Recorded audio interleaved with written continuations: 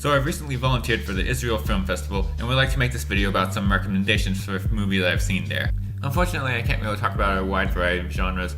The vast majority of the movies at the festival were dramas. I just wanted to get that out of the way before I start. Also forgive me for the overuse of the 4 out of 5 rating on these, but the simple truth is that most of the movies that I felt like sharing deserved a 4 out of 5. And yes, now my ratings are at 5. The first movie I would like to talk about is called Fractious. It's about a university professor whose life is turned upside down when a former student accuses him of forcing himself onto her. It tells the story over the course of one day where we see the impact on him, his family, and even the accuser.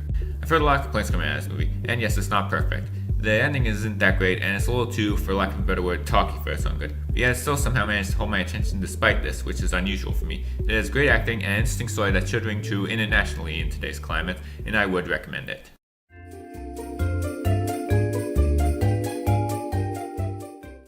The next movie is Here and Now, about an immigrant who forms a hip-hop group with his friends in the hopes of getting a better life. But that is threatened when the struggle of assimilating into Israeli society is put on his shoulders. With good characters and an engaging story, this one is an above-average tale of friendship and the human spirit.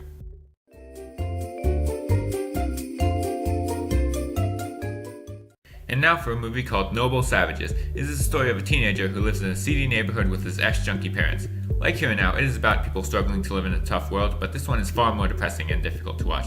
Though I feel it veers a little too heavily into shock value near the end, it's still a good emotional ride.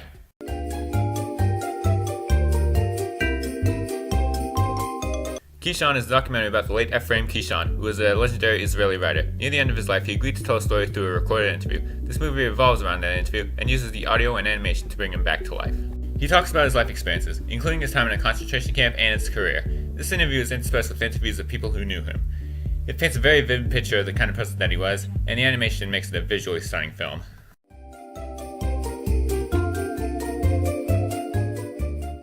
The Unorthodox is a true story of a group of Orthodox Jews who set out to make their own political party. It is a comedy drama about people with nothing but a drive to correct injustices who still manage to build one of the biggest political forces in the country.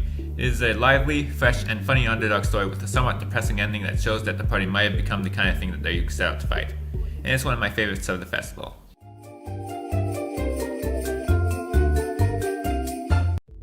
And now for the two that were voted best in show. The first one is The Other Story. It's about a woman who is set to marry a very religious man to the displeasure of his secular parents and the relationships between the families of the husband and groom. It is a moving drama about the clash of opposing cultures that is worth your time.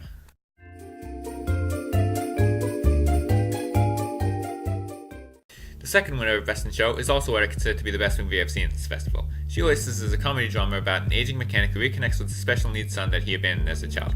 That may seem like it's a generic father bonds with son movie, and it kind of is for some time, albeit a very well made one, but then it takes more a different approach with the second half that raises a lot of interesting ethical questions. It has great acting all around, especially from the son played by Nevo Kimchi. It is an excellent movie that is funny, sad, and sweet.